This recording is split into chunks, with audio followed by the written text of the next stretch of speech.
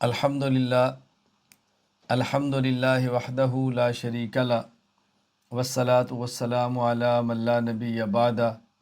وعلی آلہ واصحابہ الذین اوفوا عہدہ اما بعد۔ تخصص فی العقائد الاسلامیہ کا اصول حدیث کا سبق چل رہا تھا۔ آج ہماری گفتگو ہوگی حدیث مقبول اور حدیث غیر مقبول کے بارے میں۔ کون سی حدیث وہ ہے جو قبول کر لی جائے گی اور کون سی حدیث وہ ہے جو قبول نہیں کی جاتی۔ یہاں چند ایک باتیں ذہن نشین فرما لیں۔ نمبر 1، حدیث مبارک دو چیزوں کے مجموعے کا نام ہے۔ نمبر 1 سند، نمبر 2 متن۔ حدیث کے مقبول ہونے کے لیے سند اور متن دونوں کی تحقیق ضروری ہے۔ محدثین کا مقصد حدیث کی حفاظت ہے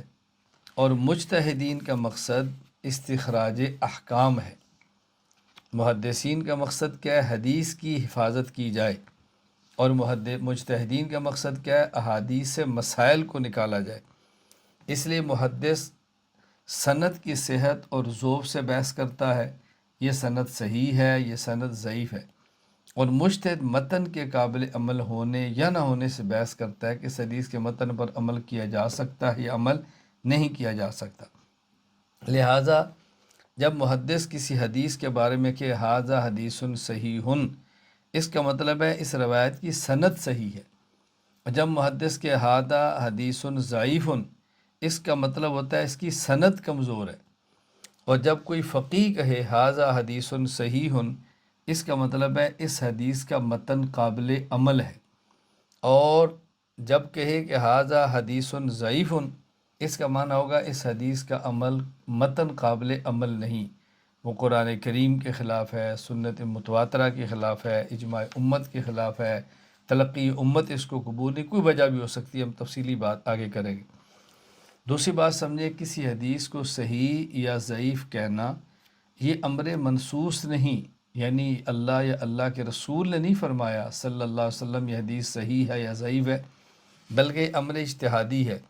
یعنی محدث اپنے اجتہاد اور اپنے ذوق اور اپنے دلائل اور محنت کی بنیاد پر فیصلہ کرتا ہے کہ یہ حدیث صحیح ہے، یہ حدیث ضعیف ہے۔ لہٰذا جب محدث کسی حدیث کو صحیح کہے تو اس کا مطلب یہ ہرگز نہیں کہ یقیناً صحیح ہے، ہو سکتا ہے وہ ضعیف ہو۔ اور جب محدث کسی حدیث کو ضعیف کہے تو اس کا معنی ہرگز نہیں کہ یقیناً ضعیف ہے، ہو سکتا ہے دوسرے محدث کے دلائل مضبوط اور حدیث اس کے ہاں صحیح ہو۔ تو یہ ضعیف یا حدیث کہنا یہ امر اجتہادی ہے۔ حافظ ابو الفضل شہاب الدین احمد بن علی ابن حجر عسقلانی رحمہ اللہ، وفات 852 ہجری، فتح الباری شرح صحیح بخاری، باب اسم المار بین یدی المصلی کے تحت فرماتے ہیں، تعلیل الائمۃ للاحادیث مبنی علی غلبۃ الظن فاذا قالوا اخطا فلان فی کذا لم یتعین خطأہ فی نفس الامر بل ہوا راجع الاحتمال فیعتمد۔ فرماتے ہیں کہ ائمہ محدثین کا حدیث کو معلل ضعیف قرار دینے کا مدار غلبہ ظن پر ہے۔ لہذا اگر محدثین یوں کہیں کہ اس راوی نے فلاں روایت میں غلطی کی ہے تو اس کا معنی یہ نہیں کہ اس نے فی الواقع غلطی کی ہے، بلکہ اس کا مطلب یہ ہے کہ راجع احتمال یہ ہے کہ اس میں غلطی ہے، لہذا غلبہ ظن کی بنیاد پر اس پر اعتماد کیا جا سکتا ہے۔ علامہ جلال الدین عبد الرحمن بن ابو بکر السیوطی رحمہ اللہ، وفات 911 ہجری، تدریب الراوی میں فرماتے ہیں، وَإِذَا قِيلَ هَذَا حَدِيثٌ صَحِيحٌ، جب یہ کہا جائے کہ یہ حدیث صحیح ہے تو اس کا معنی کیا ہے؟ متصل سندہ مل اوصاف المذکورۃ فقبلناہ عملا بظاہر الاسناد، اس کا معنی ہے حدیث سند متصل ہے اور اس میں صحیح احادیث کی ساری صفات پائی جاتی ہیں، لا انہ مقطوع بہ نفس الامر لجواز الخطأ والنسیان علی الثقہ، اس کا معنی ہرگز یہ نہیں ہے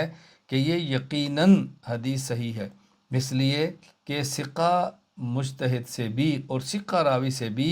خطا اور نسیان کا احتمال موجود ہے۔ اور جب کہا جائے ھذا حدیث غیر صحیح فمعناہ لم یصح اسنادہ، تو اس کا معنی ہوتا ہے کہ یہ حدیث صحیح، اس کی سند صحیح نہیں ہے، علی شرط المذکور، کہ محدث کی شرائط کے مطابق اس حدیث سند صحیح نہیں۔ اس کا معنی یہ نہیں ہے کہ نفس الامر کے اندر کذب ہے، ہو سکتا ہے نفس الامر میں درست ہو لیکن اس کی رائے کے مطابق یہ حدیث ضعیف ہے۔ ہاں البتہ یہاں پر یہ بات کہی گئی ہے کہ ان نے فرمایا حاضہ حدیث غیر و صحیح، اس کے بجائے علامہ سیوطی ضعیف کہتے ہیں تو زیادہ مناسب تھا۔ یہ ایک لفظی بحث ہے۔ اب یہاں دو باتیں معلوم ہو گئیں کہ کسی بھی حدیث مبارک کا صحیح یا ضعیف ہونا ایسا قطعی متعین نہیں کہ اس میں دوسری جانب کا کوئی احتمال نہ ہو، اور یہ بات بھی معلوم ہو گئی کہ سند کا ضعیف ہونا، اگر سند کا ضعیف ہونا ثابت ہو جائے تو اس کا معنی ہرگز نہیں کہ متن ضعیف ہے، اس پر عمل نہیں ہو سکتا۔ اسی طرح اگر سند صحیح ہو تو اس کا معنی یہ نہیں کہ اس کا متن ضرور صحیح ہوگا اور اس پر عمل کرنا بھی درست ہے، بلکہ متن کے مقبول اور معمول ہونے، متروک یا منسوخ ہونے کا فیصلہ اصول شریعت کی موافقت اور عدم موافقت کے اعتبار سے ہوگا۔ ہو سکتا ہے حدیث کا سند کمزور ہو لیکن متن قابل عمل ہو سکتا ہے سند اس کی مضبوط ہو لیکن متن قابل عمل نہ ہو۔ ہم تفصیلی بات آگے اس پر جا کر کریں گے۔ اب بات سمجھے، حدیث سند کے اعتبار سے ضعیف ہو مگر متن قابل عمل ہو، اس کی کئی صورتیں ہیں۔ نمبر 1، حدیث مبارک کا متن قرآن کریم کے موافق ہو۔ نمبر 2، حدیث مبارک کا متن سنت متواترہ کے موافق ہو۔ نمبر 3، حدیث مبارک کا متن پر امت کا اجماع ہو۔ نمبر 4، حدیث مبارک کے متن کو تلقی امت بالقبول ہو، یعنی امت نے اس متن کو قبول کیا ہو۔ نمبر 4، حدیث مبارک کے متن سے کسی مجتہد نے استدلال کیا ہو۔ نمبر 6، حدیث مبارک کے طرق متعدد ہوں۔ نمبر 1، موافقت بالقرآن دلیل صحت ہے، یعنی حدیث سندن کمزور ہو لیکن متن قرآن کے موافق ہو تو یہ حدیث قابل عمل ہوگی۔ حافظ احمد علی بن ثابت ابو بکر الخطیب بغدادی رحمہ اللہ وفات 463 ہجری الکفایہ فی علم الروایہ میں فرماتے ہیں، وقد یستدل ایضا علی صحتہ بان یکون خبرا عن امر اقتضاہ نص القرآن۔ کبھی کبھی حدیث مبارک کی صحت کا فیصلہ اس وقت کیا جاتا ہے جب حدیث کا متن آیت قرآنیہ کے موافق ہو۔ اس کی مثال دیکھیں، امام ابو عیسیٰ محمد بن عیسیٰ بن سورہ ترمذی رحمہ اللہ وفات 279 ہجری سنن ترمذی حدیث نمبر 188 حدیث لاتے ہیں عبداللہ بن عباس رضی اللہ عنہما سے کہ نبی کریم صلی اللہ علیہ وسلم فرمایا، من جمع بین صلاتین من غیر عذر فقط اتا باب من ابواب الکبائر، جس آدمی نے بغیر عذر کے دو نمازوں کو جمع کر کے ایک وقت میں پڑھا تو اس نے بہت بڑا کبیرہ گناہ کیا۔ اب اس حدیث میں ایک راوی ہے حنش، یہ کون ہے؟ ابو علی الرحبی حسین بن قیس، اور یہ امام ترمذی فرماتے ہیں ہوا ضعیف عند اہل الحدیث، یہ راوی ضعیف ہے، ضعفہ احمد وغیرہ سنن ترمذی، لیکن یہ حدیث قابل عمل ہے۔ کیوں؟ اس لیے کہ اس روایت کا جو مضمون ہے وہ قرآن کریم کے موافق ہے۔ قرآن کریم سورۃ النساء آیت نمبر 103، ان الصلاۃ کانت علی المؤمنین کتابا موقوتا، اس کی وجہ قرآن کریم کے اندر ہے کہ نماز فرض ہے لیکن اپنے وقت پر فرض ہے۔ تو جب نماز اپنے وقت پر ہے تو ہر نماز کو اس کے وقت پر ادا کیا جائے گا، تو دو نمازوں کو جمع کرنا بغیر کسی عذر کے یہ کبیرہ گناہ ہے۔ نمبر 2، تواتر دلیل صحت ہے، یعنی متن جو ہے وہ تواتر، حدیث سندن اگرچہ ضعیف ہو لیکن وہ تواتر سے ثابت ہو، یعنی ایک سند دیکھیں، ایک راوی دیکھیں تو ضعیف ہو، لیکن سند تواتر ہو تو پھر نہیں دیکھتے کہ ایک راوی کمزور ہے یا مضبوط ہے۔ تواتر یہ روات کے ذوف سے مستغنی کر دیتا ہے۔ حافظ احمد بن علی بن ثابت ابو بکر خطیب بغدادی رحمہ اللہ تعالی وفات 463 ہجری الکفایہ فی علم الروایہ فرماتے ہیں، اب سنت المتواترۃ لاجلہ، کبھی کبھی حدیث مبارک کی صحت کا فیصلہ اس وقت بھی کیا جاتا ہے جب متن کو تواتر کا درجہ مل جائے۔ اسی طرح حافظ ابو الفضل احمد بن علی بن محمد بن احمد المعروف بن حجر عسقلانی رحمہ اللہ وفات 852 ہجری نزہۃ النظر فی توضیح نخبۃ الفکر میں فرماتے ہیں، والمتواتر لا یبحث عن رجالہ بل یجب العمل بہ من غیر بحث، حدیث متواتر کی سند کے افراد پہ بحث نہیں کی جاتی بلکہ بغیر بحث کے اس پر عمل کرنا واجب ہے۔ علامہ جلال الدین عبد الرحمن بن ابو بکر السیوطی رحمہ اللہ وفات 211 ہجری تدریب الراوی میں فرماتے ہیں، المتواتر فإنہ صحیح قطعا ولا یشترط فیہ مجموع هذه الشروط، حدیث متواتر یقینی طور پر صحیح ہوتی ہے، اس میں خبر واحد والی شرائط کا پایا جانا ضروری نہیں۔ امام رضی الدین محمد بن ابراہیم الحلبی رحمہ اللہ فات 971 ہجری کف العصر فی صفوت علوم العصر میں فرماتے ہیں ومن شانہ اللہ یشترط عدالت رجالہ بخلاف غیرہ، متواتر کی خصوصیت یہ ہے کہ اس میں راویوں کی عدالت شرط نہیں، جبکہ دیگر احادیث میں راویوں کی عدالت ضروری ہے۔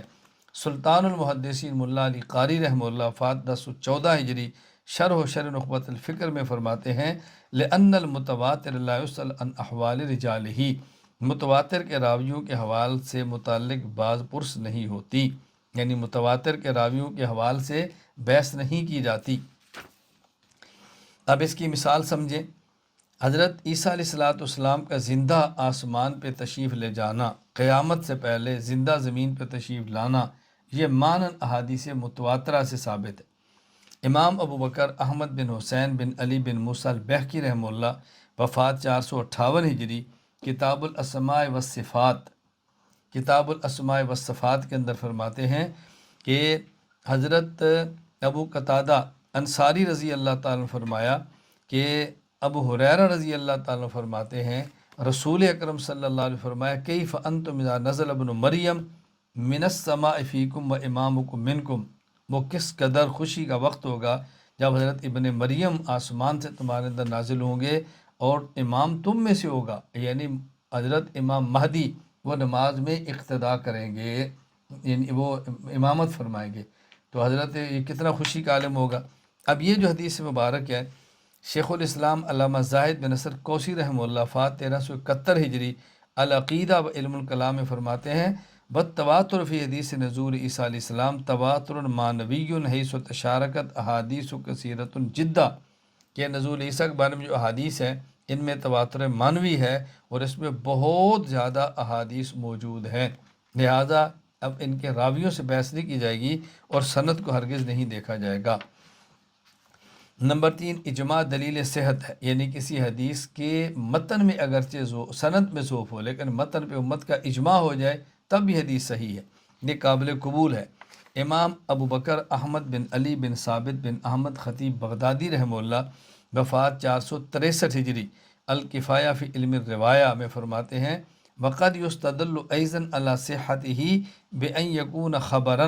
اجتماعت الامت لا تصدیقہ، کبھی کبھی حدیث کی صحت کا فیصلہ اس وقت بھی کیا جاتا ہے جب اس حدیث کے متن کی تصدیق پر امت کا اجماع ہو۔ سلطان المحدثین ملا علی قاری رحمہ اللہ وفات 1014 ہجری مرقات المفاتیح شرح مشکات المصابیح میں فرماتے ہیں وقد قال عطا الاجماع اقوى من الاسناد، حضرت عطا فرماتے ہیں اجماع اسناد سے قوی ہوتا ہے۔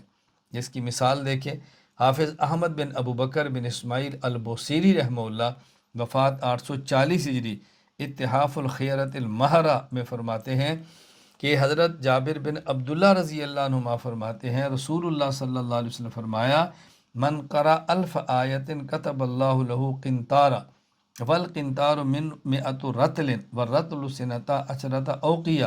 والاوقیۃ 6 دنانیر والدینار 24 قیراتا والقیرات مثل احد۔ یہاں حدیث میں جو لفظ ہے الدینار 24 قیراتن، کہ ایک دینار 24 قیرات کا ہوتا ہے۔ یہ جو لفظ ہے کہ دینار 24 قیرات کا ہوتا ہے، کہتے ہیں یہ حدیث مبارک سندن ضعیف ہے لیکن قابل قبول کیوں ہے؟ اس لیے کہ امت کا اجماع یہاں پر موجود ہے۔ امام ابو عمر یوسف بن عبداللہ بن محمد ابن عبدالبر مالکی رحمہ اللہ وفات 463 ہجری التمہید لما فیہ الموتى من المعانی والاسانید میں فرماتے ہیں حضرت جابر بن عبداللہ سے جو روایت ہے بِإِسْنَادٍ لا يصح ان النبی صلی اللہ علیہ وسلم قال الدینار 24 قیراتا، کہ دینار 24 قیرات کا ہے، یہ حدیث سندن صحیح نہیں ہے، لیکن فرمایا وَهَذَا الْحَدِيثُ وَإِن لَّمْ يَصِحْ إِسْنَادُهُ فَفِي قَوْلِ جَمَاعَةِ الْعُلَمَاءِ بِهِ وَإِجْمَاعِ النَّاسِ عَلَىٰ مَعْنَاهُ مَا يُغْنِي عَنِ الْإِسْنَادِ فِيهِ، چونکہ اس متن پر امت کا اجماع ہے لہذا اس میں سند کی حاجت نہیں اور یہ قابل قبول ہے۔ نمبر 4 تلقی بالقبول دلیل صحت ہے، یعنی اگرچہ سند کے اندر ضعف ہو لیکن امت کے متن کو امت قبول کر لے، اس حدیث کے متن کو امت قبول کر لے، اس کہتے ہیں تلقی امت بالقبول ہے، تو یہ حدیث بھی قابل قبول ہے۔ چنانچہ حافظ احمد بن علی بن ثابت ابو بکر خطیب بغدادی رحمہ اللہ وفات 463 ہجری الکفایہ فی علم الروایہ میں فرماتے ہیں وقد یستدل ایضا علی صحت بان یکون خبرا تلقته الکافۃ بالقبول وعملت بموجبہ لاجل۔ کبھی کبھی حدیث مبارک کی صحت کا فیصلہ اس وقت بھی کیا جاتا ہے جب متن کو علماء مجتہدین کے ہاں تلقی بالقبول حاصل ہو جائے۔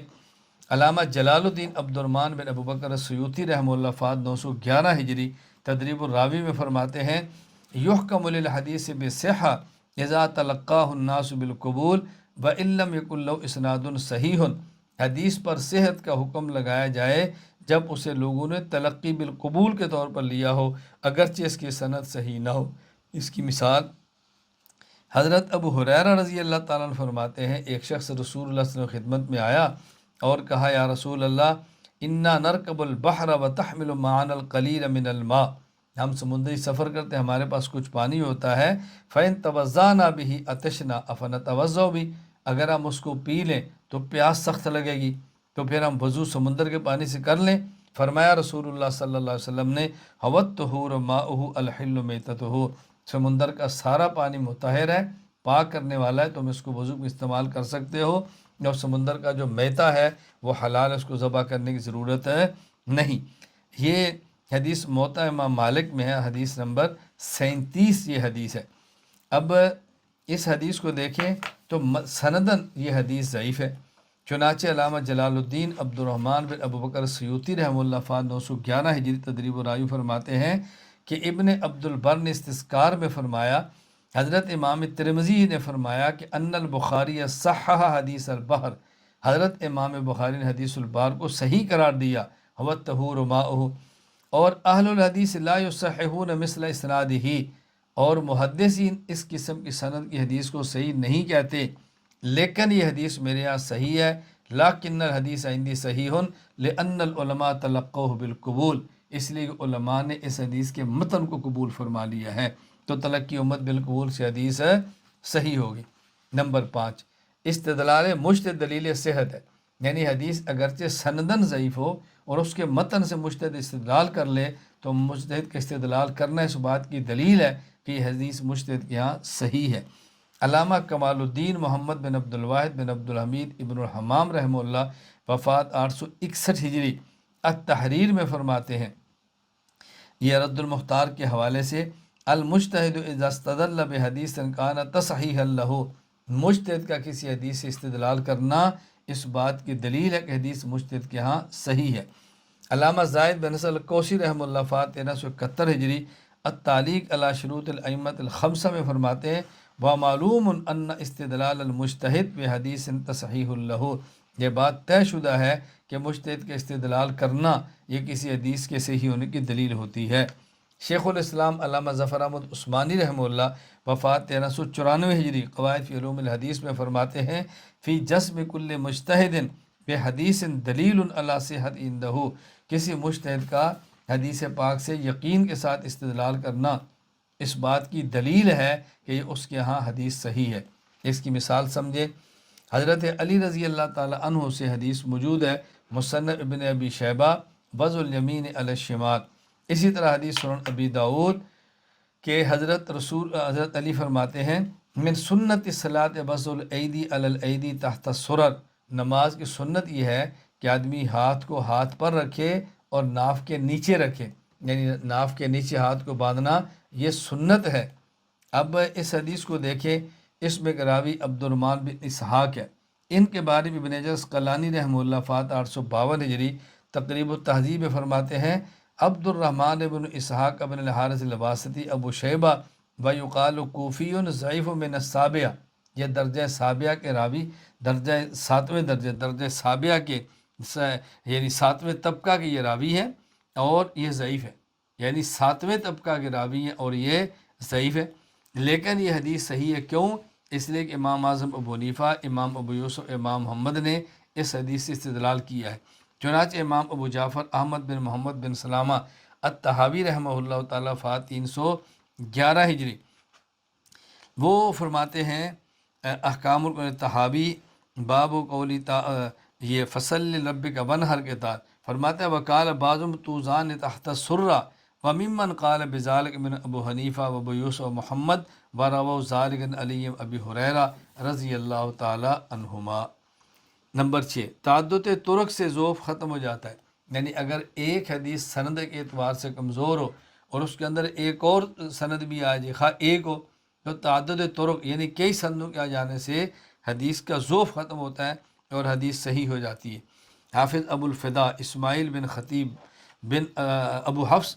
حافظ ابو الفدا اسماعیل بن خطیب ابو حفص عمر بن کثیر دمشقی رحمہ اللہ وفات 774 ہجری، اختصار فی علوم الحدیث میں فرماتے ہیں قال شیخ ابو عمر لا یلزم من ورود الحدیث من طرق متعددہ ان یکون حسنا، یعنی اگر طرق متعدد ہو تو ہمیشہ حدیث حسن نہیں ہوتی، کبھی ہوتی ہے کبھی نہیں ہوتی۔ کب نہیں ہوتی؟ فرمایا لأن الذوف یتفاوت فمنہ ما لا یزول بالمتابعات، یعنی لا یؤثر کون تابع او متبوعا کروایت الکذابین والمتروکین، اگر کذاب راوی ہو اور متروک راوی کی روایت ہو تو اس کی سند میں تعدد آ بھی جائے وہ ضعیف ہی رہتی ہے، تو بات بالکل بجا چونکہ موضوع ہے۔ اور بعض ایسی ہیں کہ ومن ذوف یزول بالمتابع، اور بعض وہ جن کا ذوف مطابت سے ختم ہو جاتا ہے، کما اذا کان راوی سیء الحفظ، راوی کا حفظہ کمزور ہو تو سند ضعیف ہو جائے گی، اور راوی الحدیث مرسلہ یا راوی مرسل ہو تب بھی حدیث ضعیف ہو جائے گی۔ ابن کثیر کیا چونکہ وہ شافعی ہیں، فإن المتابرة تنفع حينئذ يرفع الحديث من حدیث الضعف إلى اوج الحسن أو الصحة۔ اب اگر حدیث ضعیف ہو اور راوی کے حافظے کمزور ہونے کی وجہ سے یا راوی کے مرسل ہونے کی وجہ سے، یہ فرماتے ہیں اب اس میں کو مطابت آ جائے گی، طرق میں تعدد ہوگا تو حدیث کا ذوف ختم ہو جائے گا۔ علامہ جلال الدین عبد الرحمن بن ابو بکر سیوطی رحمہ اللہ وفات 911 ہجری تدریب الراوی میں فرماتے ہیں بلا بدع فی الاحتجاج بحدیث لہ طریقان لم انفرد کل منہما لم یکن حجتا کما فی المرسل اذا ورد من وجہ آخر مسند او وافق مرسل آخر، کہ ایسی حدیث سے استدلال کرنے میں کوئی حرج نہیں ہے جس کے دو طریق ہو اور دونوں طریقوں میں سے یعنی دو سندیں ہوں، دو سندوں میں سے ہر سند الگ الگ ضعیف ہو، لیکن الگ ہو تو ضعیف ہو، لیکن اگر اس کی کوئی اور سند آ جائے وہ سند مسند ہو یا کوئی اور دوسری مرسل آ جائے تب اس حدیث سے استدلال کرنا درست ہوگا اور یہ حدیث قابل عمل ہوگی۔ حافظ عبد الوہاب شعرانی رحمہ اللہ وفات 273 ہجری المیزان الکبریٰ میں فرماتے ہیں وقد احتج جمہور المحدثین بالحدیث ضعیف اذا کثرت طرقہ والحقوا بالصحیح تارۃ والحسن اخری، کہ جمہور محدثین اگر حدیث ضعیف اور اس کے طرق متعدد ہوں تو کبھی ان کو صحیح فرماتے ہیں کبھی ان کو حسن فرماتے ہیں۔ جس کی مثال امام ابو بکر احمد بن حسین بیہقی رحمہ اللہ وفات 458 ہجری شعب الایمان میں حدیث نقل فرماتے ہیں حضرت ابو ہریرہ رضی اللہ تعالیٰ نے فرمایا رسول اللہ صلی اللہ علیہ وسلم فرمایا من وسع علی عیالہ و اہل یوم عاشوراء وسع اللہ علیہ سائر سنتہ، کہ جو شخص 10 محرم کو اپنے گھر والوں پر وسعت دیتا ہے خرچ کرنے میں، ضرور کچھ زائد خرچ کرتا ہے، اللہ تعالیٰ پورے سال اس کو وسعت فرما دیتے ہیں۔ اب یہاں امام بیہقی فرماتے ہیں حاذل اسانید و انکان ضعیفتا فہی اذا ضم بعض الی بعض اخذت قوتا، کہ یہ اسی سندیں اگرچہ اکیلی ہوں تو ضعیف ہے، لیکن جب کئی طرق آ جاتے ہیں تو یہ حدیث ضعف سے صحت کی طرف منتقل ہو جاتی ہے۔ تو میں نے آپ کی خدمت میں یہ 6 وجوہ فی الوقت بیان کی ہیں کہ جن میں سند کے اعتبار سے حدیث ضعیف بھی ہو تب بھی اس کا متن قابل قبول ہوتا ہے۔ آگے دیکھیں حدیث غیر مقبول،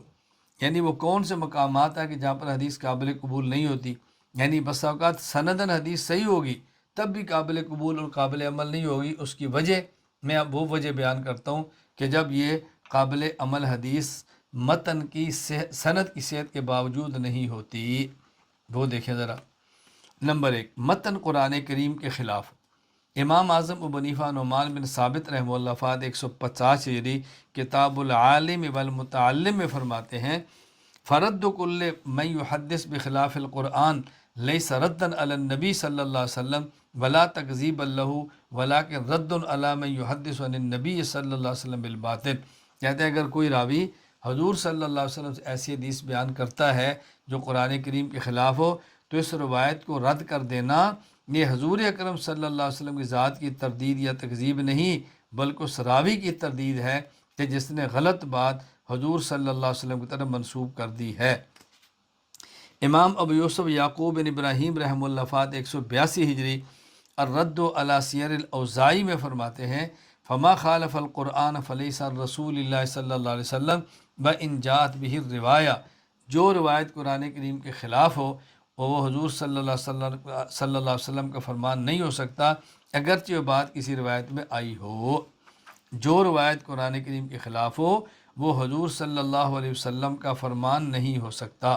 حافظ ابو بکر احمد بن علی خطیب بغدادی رحمہ اللہ فات 463 ہجری الفقی والمتفقہ میں فرماتے ہیں اذا روى الثقة المامون خبرا متصل الاسناد بامور ان يخالف نص الكتاب والسنة المتواترة فيعلم انه لا اصل له او منسوخ، اگر راوی ثقہ ہو باعتماد ہو اور متصل السند حدیث نقل کرے لیکن وہ قرآن کریم کے خلاف ہو سنت متواترہ کے خلاف ہو تو کہتے ہیں وہ روایت یا تو ایسی ہوگی کہ اس کی کوئی اصل نہیں ہوگی یا وہ روایت ایسی ہوگی کہ وہ روایت منسوخ ہوگی، یعنی اس روایت کو قبول نہیں کیا جائے گا۔ چنانچہ اس کی مثال صحیح مسلم باب المطلقہ ثلاثن کے اندر موجود ہے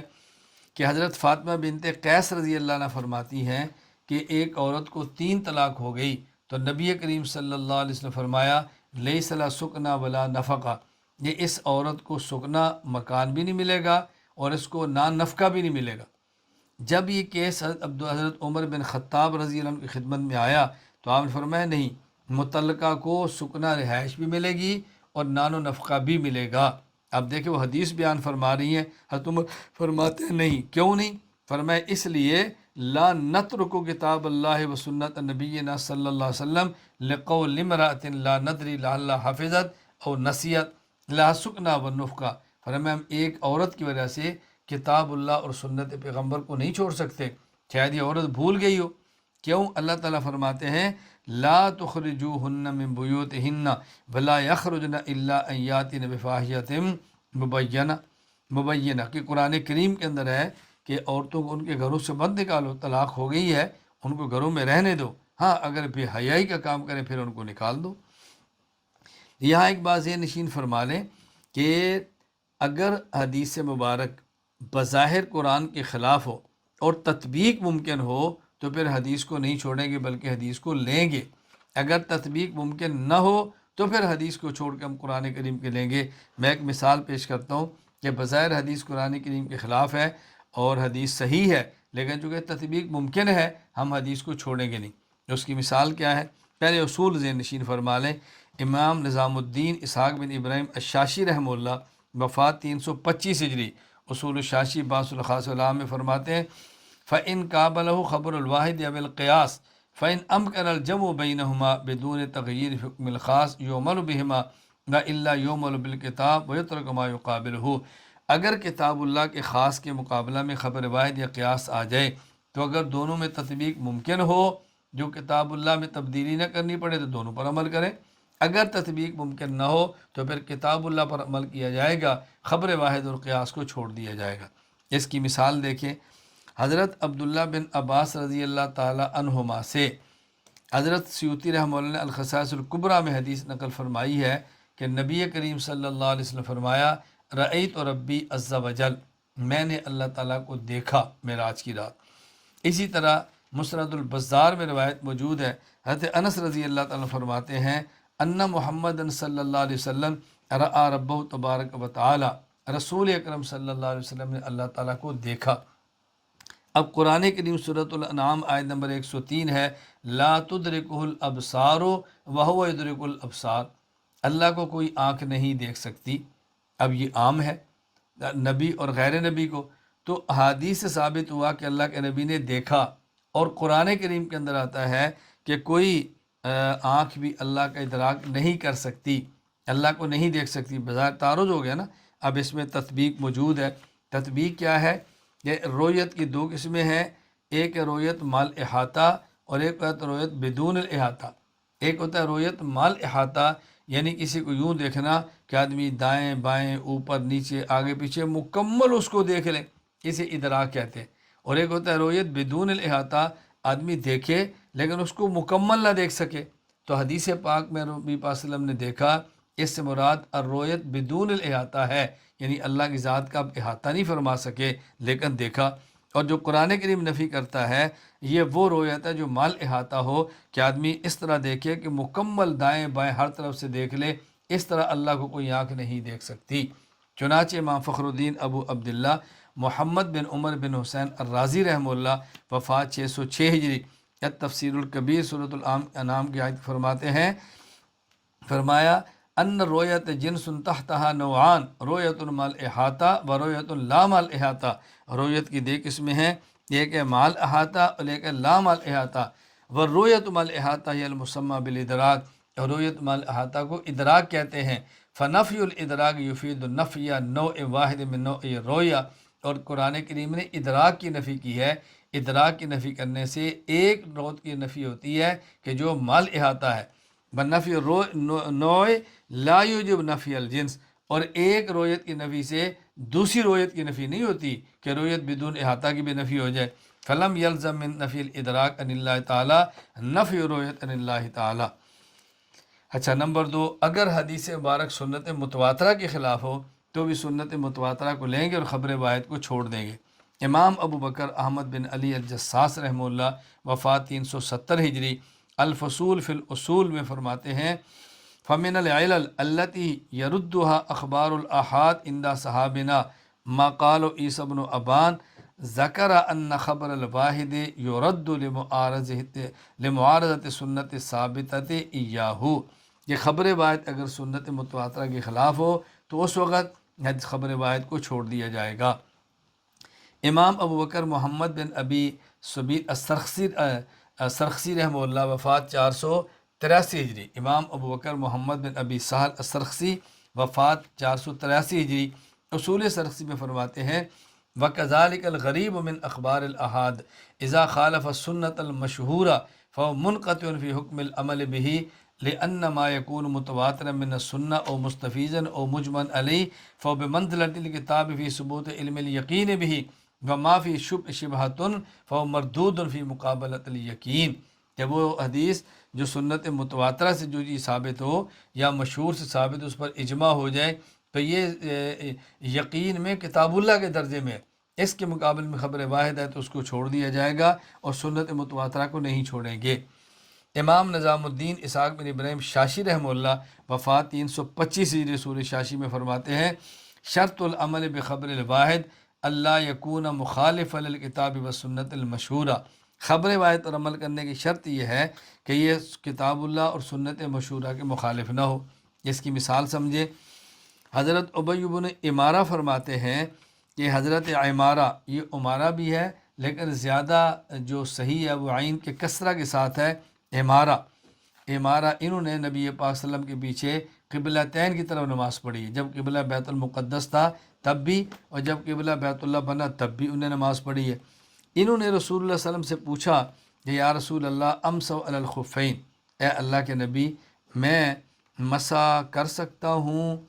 موزے پر؟ فرمایا نام۔ قال یومن یا رسول اللہ، یا رسول اللہ کیا موضوع پر مسح کر سکو؟ فرمایا جی بالکل۔ اب انہوں نے پوچھا یا رسول اللہ ایک دن مسح کر سکتا ہوں؟ آپ نے فرمایا نام و یومین، ہاں، اور 2 دن بھی کر سکتے ہو۔ ان نے پھر پوچھا یا رسول اللہ و یومین، یا رسول اللہ 2 دن؟ فرمایا نام و ثلاثن، ہاں، 3 دن بھی کر سکتے ہو۔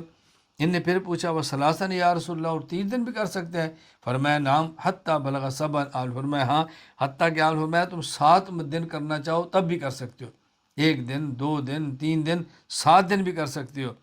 پھر آپ نے فرمایا امسح ما بدالک، تم جتنے دن چاہو موزے پر مسح کر سکتے ہو۔ اب دیکھو اس حدیث سے معلوم ہوتا ہے کسی بندے نے موزہ پہنا تو اس کی کوئی حد ہی نہیں ہے، جتنے دن چاہے موزے پر مسح کرتے رہے، جبکہ اس کے مد مقابل صحیح مسلم میں حدیث موجود ہے، حضرت امام مسلم حدیث لائے ہیں حضرت شریح بن ہانی سے، وہ کہتے ہیں میں حضرت ام المومنین امی عائشہ رضی اللہ تعالیٰ عنہ کی خدمت میں گیا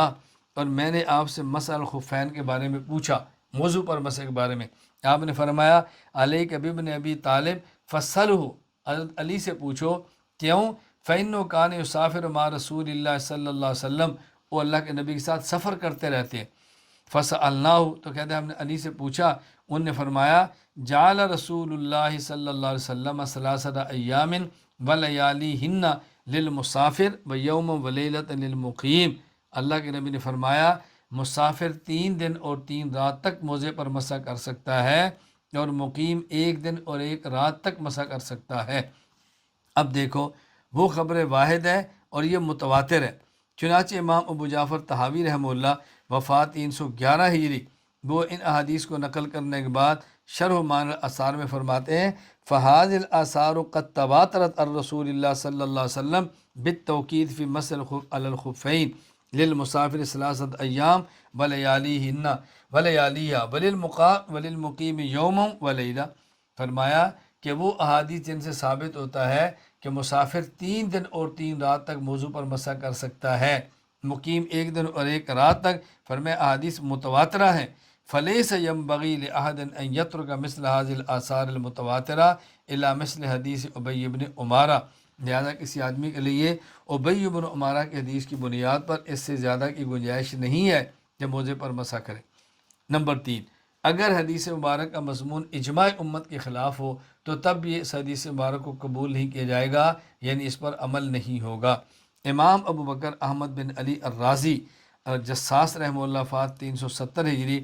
الفصول فی الاصول میں فرماتے ہیں ولیس احد من اہل العلم یرا خبر الواحد مقدما علی الاجماع بل الاجماع اولا من خبر الواحد عند الجمیع ویدل علی ذلك ان خبر الواحد یرد بالاجماع ولا یرد الاجماع بخبر الواحد۔ اہل علم میں سے کسی کا یہ نظریہ نہیں کہ خبر واحد کو اجماع پر ترجیح ہوگی، بلکہ سب کے اجماع خبر واحد پر راجح ہے۔ خبر واحد اور اجماع میں تعارض کی صورت میں خبر واحد کو چھوڑے گا اجماع کو نہیں، یعنی خبر واحد کو چھوڑا جائے گا، اجماع کو نہیں چھوڑیں گے۔ یہاں بعض یہ نشین فرما لیں اگر خبر واحد اجماع امت میں بظاہر تعارض ہو تو پہلے تطبیق کریں گے، اگر تطبیق نہ ہو تو پھر خبر واحد کو چھوڑیں گے۔ ذرا مثال سمجھیں،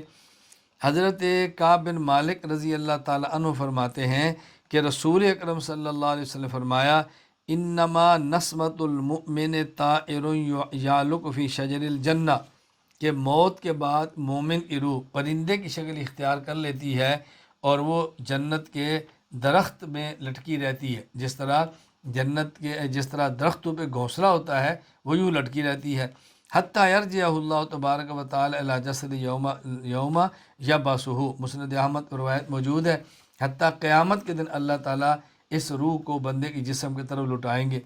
اب بعض لوگ اس سے استدلال کرتے ہیں کہ روح اور جسم کا تعلق قیامت تک کے لیے بالکل نہیں ہوتا، یعنی روح بھی نہیں ہوتی اور روح کا تعلق بھی نہیں ہوتا، اور بنیاد اس حدیث پاک کو بناتے ہیں۔ اب باز نشین فرما لیں اس حدیث کا اگر یہی مفہوم ہو کہ جسم اور روح کا کوئی تعلق نہیں ہوتا تو یہ مفہوم اجماع امت کے خلاف ہے۔ اجماع امت اس بات پر موجود ہے کہ روح اور جسم کا اتنا تعلق ہوتا ہے کہ جس سے مومن ہے تو راحت محسوس کرے اور کافر ہے تو تکلیف محسوس کرے۔ چنانچہ علامہ سعد الدین مسعود بن عمر بن عبداللہ تفتازانی رحمہ اللہ وفات 792 ہجری شرح المقاصد فی علم الکلام میں فرماتے ہیں اتفق اہل الحق علی ان اللہ یعید الی المیت فی القبر نوع حیات قدر ما یتعلم ویتلذذ ویشہد بذلک الکتاب والاخبار والآثار۔ اہل حق اس بات پر اتفاق ہے اللہ تعالیٰ میت کی طرف قبر میں اس قدر حیات لوٹا دیتے ہیں کہ جس سے وہ لذت یا تکلیف محسوس کرے، اور اس پر کتاب اللہ، اخبار اور آثار گواہ ہیں۔ علامہ کمال الدین محمد بن عبد الواحد المعروف ابن الحمام رحمہ اللہ وفات 861 ہجری فتح القدیر میں فرماتے ہیں ان المیت المعذب فی قبرہ توضع فی الحی الحیات بقدر ما یحس بالعلم، جس میت کو قبر میں عذاب دیا جاتا ہے اسے اتنی حیات دی جاتی ہے جس سے وہ دکھ کو محسوس کر سکے۔ ملا علی قاری رحمہ اللہ فات 1014 ہجری منح الروض الازہر فی شرح الفلک اکبر میں فرماتے ہیں وَعْلَمْ أَنَّ أَهْلَ الْحَقِّ اتَّفَقُوا عَلَىٰ أَنَّ اللَّهَ يَخْلُقُ فِي الْمَيِّتِ نَوْعَ حَيَاةٍ فِي الْقَبْرِ قَدْرَ مَا يَتَعَلَّمُ وَيَتَلَذَّذُ۔ اہل حق اس بات پر اتفاق ہے اللہ تعالیٰ مرنے والے کو اتنی حیات عطا فرماتا ہے کہ اگر نیک ہو تو ثواب اور گناہ گار ہو تو عذاب کو محسوس کرتا ہے۔ اب دیکھو، اگر اس حدیث کا یہی معنی ہو کہ جسم اور روح کا تعلق نہیں، تو یہ معنی اجماع امت کے خلاف ہے۔ اس لیے تطبیق کی صورت کیا ہے کہ کامل رد یعنی مکمل روح کو جسم میں لٹایا جانا، یہ تو ہوگا قیامت کے دن، اور اس سے پہلے روح علیین یا سجین میں ہوگی اور جسم قبر میں ہوگا۔ ان کا اتنا تعلق قائم کر دیا جاتا ہے کہ جس سے عذاب یا ثواب محسوس کر سکے۔ چنانچہ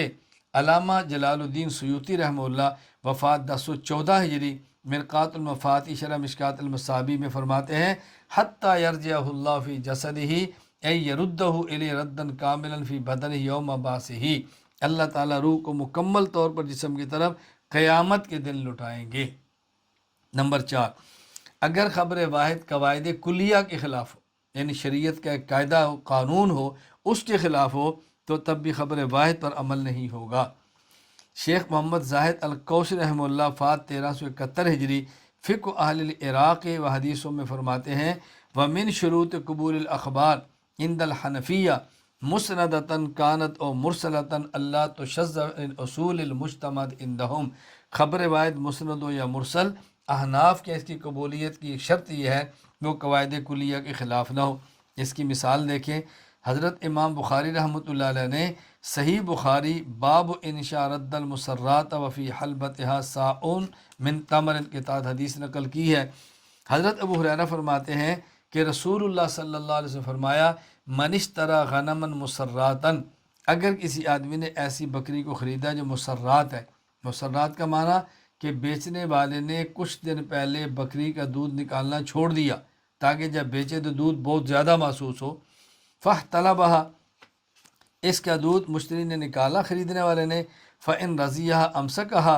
اس کا اب اسے دو اختیار ہے، اگر چاہے تو بیع پر راضی رہے اور اس کو اپنے پاس رکھے، وَإِن سَخَطَهَا فِي حَلْبَةِ سَاءٌ مِّن تَمَرٍ، اور اگر اس نے دیکھا کہ اس کا دودھ کم نکلا ہے، یعنی دودھ بکری کو خرید لیا، گھر جا کر دودھ نکالا، اب دودھ اس میں کم تھا، تو یہ چاہے تو بکری کو واپس کر لے، اور اس نے چونکہ دودھ استعمال کر لیا ہے اس کے بدلے میں 1 سا گندم دے دے، اور اگر چاہے تو اس کو اپنے پاس رکھ لے، اس کو اختیار ہے۔ احناف کہتے ہیں نہیں، نہ احناف کہتے ہیں نہیں، جب اس نے بکری کو خریدا اور گھر جا کر دودھ نکالا تو دودھ کم تھا، اور جب خریدا تو دودھ زیادہ تھا، اس نے اس کو دھوکہ دیا، اس میں عیب نکلا ہے،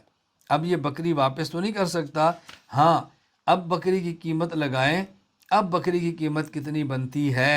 یعنی دودھ زیادہ تو قیمت زیادہ ہوتی ہے، دودھ کم ہو تو کم ہوتی ہے، جتنا نقصان ہوا ہے یہ بیچنے والے سے اپنا نقصان لے سکتا ہے۔ اب اس حدیث کے متن پر عمل کیوں نہیں ہوگا؟ اس لیے کہ یہ متن قاعدہ کلیہ کے خلاف ہے۔ وہ قاعدہ کیا ہے؟ حضرت کمال الدین محمد بن عبد الواحد بن عبد الحمید سکندری رحمہ اللہ وفات 861 ہجری فتح القدیر شرح ہدایہ فرماتے ہیں، ان الغرم بالغن، کہ تاوان نفع کے بدلے میں ہوتا ہے، یعنی جتنا نفع ہو اتنا ہی تاوان ہے۔ اب اس کا جو دودھ اس نے پیا ہے وہ کتنا ہے، دودھ نکلا ہے وہ کتنا ہے، وہ ضروری نہیں ہے 1 سا گندم کے برابر ہو، کم اور زیادہ بھی ہو سکتا ہے نا، تو تاوان میں 1 سا گندم کیسے ہوگا؟ اس لیے قرآن کریم میں فَمَنِ اعْتَدَىٰ عَلَيْكُمْ فَاعْتَدُوا عَلَيْهِ بِمِثْلِ مَا اعْتَدَىٰ عَلَيْكُمْ، جتنی تم پر کوئی زیادتی کرے تم اتنا ہی بدلہ لو۔ اب یہ تو نہیں کہ دودھ زیادہ ہے اور پیسے کم ہوں، یا دودھ کم ہے اور پیسے زیادہ ہوں۔ اس لیے حناف کیا کہتے ہیں کہ اس کا جو متن ہے اس پر عمل کرنا قاعدہ اور قانون کے خلاف ہے، لہٰذا یہ اس بکری کو رکھے اور اب اس کا جو نقصان ہے وہ بیچنے والے سے وصول کر لے۔ نمبر 5، مسئلہ عموم بلوہ کا ہو، یعنی اگر کوئی بات کرنے اول صحابہ کے دور، کرنے ثانی تابعین کے دور میں اتنی متعارف اور معمول بہا ہو کہ لوگ اس کے اختیار کرنے پر مجبور ہوں، لیکن کوئی خبر واحد ہے جو اس کے خلاف آ جائے تو ہم اس خبر واحد کو قبول نہیں کریں گے، کیوں؟ عموم بلوہ موجود ہے اور اس کی حاجت بھی موجود ہے، اور کوئی بندہ ایسے موقع پر اس کے حق میں حدیث پیش نہیں کر رہا، تو معلوم ہوا کہ یہ خبر واحد پر عمل کرنا درست نہیں ہوگا۔ اس کی پہلے اصول سمجھیں۔ امام نظام الدین شاشی رحمہ اللہ وفات 325 ہجری اصول شاشی میں فرماتے ہیں، خبر الواحد اذا خرج مخالفا للظاہر لا یعمل به، اگر خبر واحد ظاہر حال کے خلاف ہو تو اس پر عمل نہیں کیا جائے گا۔ ظاہر حال کے خلاف ہونے کا مطلب فرمایا من صور مخالفت ظاہر عدم و اشتہار الخبر فیما یؤم بالبلوہ فی صدر اول وثانی، عہد صحابہ اور عہد تابعین میں کسی مسئلے میں عموم بلوہ ہو، یعنی وہ مسئلہ ہر کسی کو پیش آتا ہو اور یہ حدیث اس وقت مشہور نہ ہو، تو اس کا معنی ہم نے اس حدیث کو قبول نہیں کرنا۔ کیوں؟ لأنہم لا یتہمون بالتقصیر فی مطابقت سنہ، یہ ممکن نہیں ہے کہ خبر واحد سے ثابت ہونے والا مسئلہ سنت ہو اور لوگ اس کو چھوڑ دیں، یہ کیسے ہو سکتا ہے؟ فائدہ لم یشتر الخبر، جب یہ حدیث مشہور نہیں ہوئی باوجود اس کی ضرورت بھی تھی، ما شدت الحاجت عموم البلوہ کان ذالک علامت عدم صحت ہی، تو مطلع چلا کہ حدیث صحیح نہیں ہے۔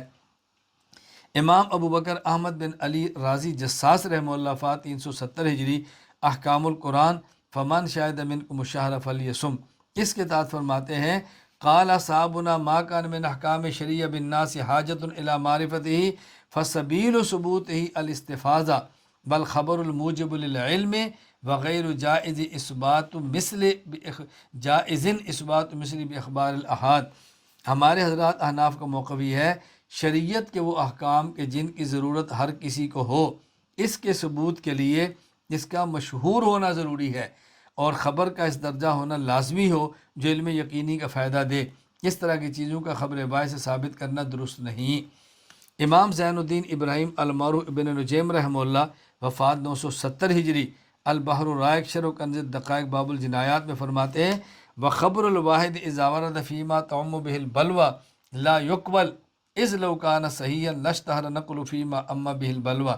خبر واحد اگر عموم بلوہ کے بارے میں ہو تو وہ قبول نہیں کی جائے گی۔ کیوں؟ اگر یہ صحیح ہوتی تو یہ بہت زیادہ مشہور ہوتی، ایک آدھ بندے کے علم میں نہ ہوتی۔ اس کی مثال سمجھیں، حضرت امام ابن ماجہ رحمۃ اللہ علیہ سنن ابن ماجہ میں حدیث لائے ہیں حضرت عبداللہ بن عباس رضی اللہ تعالیٰ عنہما سے، وہ فرماتے ہیں ان النبی صلی اللہ علیہ وسلم قرأ علی الجنازۃ بفاتحۃ الکتاب،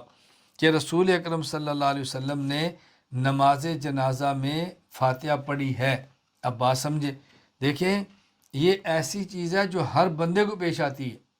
ہر مسلمان تقریباً جنازہ پڑھتا ہے، تو اگر یہ حدیث ہوتی تو لوگوں میں بہت زیادہ معروف ہوتی، کوئی ایک بھی نقل نہیں کر رہا حضرت عبداللہ بن عباس کے علاوہ، تو معلوم ہوتا ہے کہ حدیث صحیح نہیں ہے اور یہ قابل عمل نہیں ہے۔ چنانچہ امام مالک بن انس رحمہ اللہ وفات 179 ہجری، المدونۃ الکبریٰ باب القراءۃ علی الجنائز فرماتے ہیں لیس ذالک معمول بہ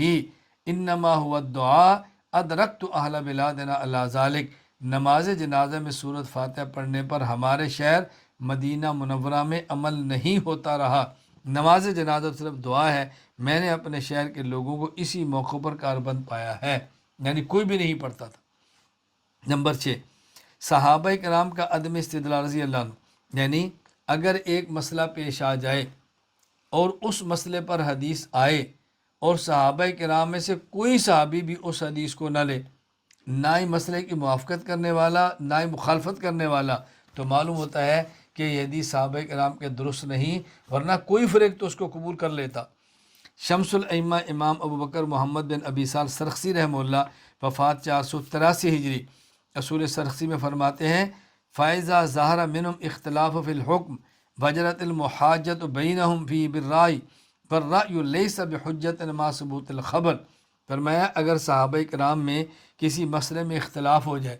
اور ان کا باہمی مباحثہ ہو جائے، یعنی رائے کا اختلاف ہو گیا اور وہ اس میں خبر واحد کی بجائے رائے کو دلیل بنائے، یعنی خبر واحد موجود ہو اور کوئی صحابی خبر واحد کو بطور دلیل پیش نہ کرے، اپنی رائے کو پیش کریں، فرمایا فلو کان خبر صحیح لاحتج بھی بعضهم علی بعض، اگر وہ خبر واحد درست ہوتی تو کوئی صحابی تو اس کو بطور دلیل کے پیش کرتا، فکان اعراض الکل عن الاحتجاج به دلیلا ظاہرا علی انہ سہوا ممن روا بعدهم او منسوخا، تمام کے تمام صحابہ کو اس حدیث پاک کو چھوڑ دونا اس بات کی دلیل ہے کہ یا کسی کو وہم ہوا ہے یا یہ حدیث منسوخ ہے۔ آپ اس کی مثال سمجھے، السنن الکبریٰ میں امام باقی رحمۃ اللہ علیہ نے حدیث نقل کی ہے کہ رسول اللہ صلی اللہ علیہ وسلم نے فرمایا الا من ولی بیتیما لہ مال، اگر کوئی شخص کسی یتیم بچے کا والی بنے فلیتجر لہ فیہ، وہ یتیم کے مال سے تجارت کرے، کیوں؟ بلا یترکہ تاکلہ الزکوٰۃ، اگر اس نے یتیم کے مال سے تجارت نہ کی، یتیم کا مال پڑا رہا، ہر سال وہ زکوٰۃ دیتا رہے گا تو مال زکوٰۃ میں ختم ہو جائے گا، لہٰذا اس کو یتیم کے مال سے تجارت کرنی چاہیے۔ اب ذرا بات سمجھیں، اس میں اختلاف ہوا صحابہ کرام میں کہ اگر کوئی یتیم کا والی ہو اور یتیم کا مال موجود ہو تو یہ ولی اس میں تجارت کر سکتا ہے یا نہیں کر سکتا؟ حضرت عمر عائشہ رضی اللہ تعالیٰ عنہما فرماتے ہیں کہ اس کے لیے تجارت کرنا واجب ہے۔ حضرت عبداللہ بن مسعود ابن عباس رضی اللہ عنہ فرماتے ہیں اس کے لیے تجارت کرنا واجب ہے نہیں۔ اب بات سمجھیں، صحابہ کرام کے اختلاف ہو رہا ہے، تو جو تجارت کو واجب فرما رہے ہیں یہ حدیث ان کی دلیل ہے، تو اگر یہ حدیث صحیح ہوتی تو اس کو بطور دلیل کے وہ پیش فرماتے، تو دلیل میں پیش نہ کرنا اس بات کی دلیل ہے کہ یہ حدیث صحیح نہیں ہے۔ چنانچہ شیخ عبد المجید ترکمانی دراسات فی اصول الحدیث میں فرماتے ہیں، بس صحابت رضی اللہ عنہم اختلفوا فی زکوٰۃ الصبی فذهب عمر وعائشہ رضی اللہ تعالیٰ عنہما الی وجوبها وذهب عبداللہ بن مسعود وابن عباس رضی اللہ تعالیٰ عنہما الی عدم وجوبها، لیکن کسی نے بھی اسے استدلال نہیں کیا، معلوم ہوا کہ یہ حدیث پاک ان کے ہاں صحیح نہیں۔ چنانچہ شمس الائمہ امام ابو بکر محمد بن ابی سال السرخسی رحمہ اللہ وفات 483 ہجری اصول سرخسی میں فرماتے ہیں، ان صحابت اختلفوا فی وجوب زکوٰۃ فی مال الصبی وعارضوا عن الاحتجاج بهذا الحدیث اصلا فعرفنا انه غیر ثابت اذ لو كان ثابتا لاشتهر فیہم وجرت المحاجۃ به بعد تحقق الحاجۃ الیہ بظہور الاختلاف۔ صحابہ کرام بچے کے مال میں زکوٰۃ کے واجب، صحابہ کرام بچے کے مال میں زکوٰۃ کے واجب ہونے کے متعلق اختلاف کرتے تھے، اس کے باوجود انہیں اس حدیث سے استدلال کرنے سے اعراض کیا۔ اس سے ہم نے جان لیا کہ حدیث ثابت نہیں، اس لیے کہ اگر یہ حدیث ثابت ہوتی تو ان میں مشہور ہوتی اور اختلاف پائے جانے کی صورت میں اس حدیث سے استدلال کرنے کی ضرورت پڑتی، لیکن اس کے باوجود انہوں نے اس سے استدلال نہیں فرمایا، تو معلوم ہو کہ یہ حدیث صحیح نہیں ہے۔ یہاں صرف ایک چھوٹی سی بات کہنا چاہتا ہوں، جس حدیث کی سند میں ہے عن عمرو بن شعیب عن ابیہ عن جدہ، یہ جو ہے عمرو بن شعیب عن ابی عن جدہ، عمر کے والد کا نام شعیب ہے، ان کے والد کا نام محمد ہے، ان کے والد کا نام عبداللہ، ان کے والد کا نام عمرو بن عاص ہے۔ یہ جو فرمایا عمر بن شعیب نقل کرتے ہیں عن ابیہ عن جدہ، یہ جدہی میں ہی ضمیر کا مرجع کون ہے، عمر ہے یا شعیب ہے؟ اگر جدہی میں ہی ضمیر کا مرجع عمر تو اس کا معنی ہوگا عمر نقل کرتے ہیں شعیب سے، اوگے اس کا مرجع عمر ہے، تو اس جدی سے مراد ہوگا عمر کا دادا، یعنی عمر بن شعیب نقل کرتے ہیں اپنے والد سے اور وہ نقل کرتے ہیں عمر کے دادا سے، یعنی شعیب نقل کرتے ہیں اپنے والد محمد سے، اور اگر ہی کا مرجع شعیب ہوگا تو اس کا مطلب ہوگا عمر بن شعیب یہ نقل کرتے ہیں شعیب سے اور شعیب نقل کرتے ہیں اپنے دادا عبداللہ بن عمرو بن عاص سے، اور زیادہ بہتر یہ ہے کہ جدہی میں ہی کا مرجع شعیب ہو، اس لیے کہ سنن نسائی میں صراحتاً حدیث موجود ہے، قال حدثنا اللیث عن ابن عجلان عن عمرو بن شعیب عن ابیہ عن جدہ عبداللہ بن عمرو عن رسول اللہ صلی اللہ علیہ وسلم، بات تصریح ہے۔ تو اللہ تعالیٰ مجھے اور آپ سب کو احادیث کو اصول حدیث کے مطابق پڑھنے، سمجھنے اور آگے امت میں پھیلانے کی توفیق عطا فرمائے۔ وآخر دعوانا ان الحمد للہ رب العالمین۔ السلام علیکم ورحمۃ اللہ وبرکاتہ۔